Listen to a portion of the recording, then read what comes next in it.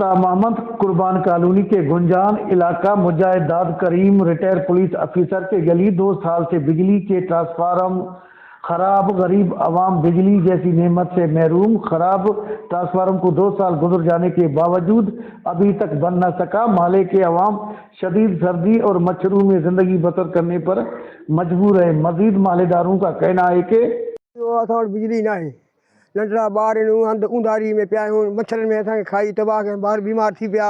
2 साल असांजो ट्रांसफार्मर ख़राबु आहे। कंहिं बि असांजे निगाह बि नथो करे कि बाबा इंसाननि छा आहिनि, ग़रीब मिस्किन आहियूं, कंहिंखे कूक दाह ॾियूं, कंहिंखे कूक कयूं।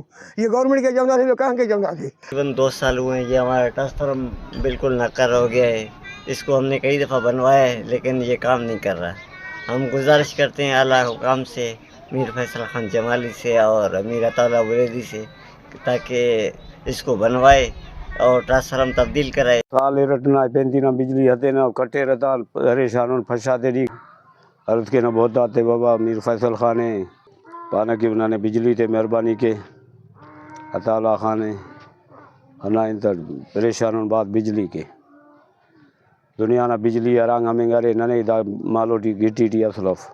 ने हुकूमत बलूचिस्तान और मुंतखब नुमाइंदों से मुतालबा किया कि मुजाहिद दाद करीम पंद्रानी के रहायशियों को जल्द अज जल्द नया ट्रांसफार्मर फराहम किया जाए ताकि वो मजीद तकालीफ से बच सके। कैमरा टीम के साथ अली हसन बलोच, वश न्यूज़, उस्ताम अहमद, बलूचिस्तान।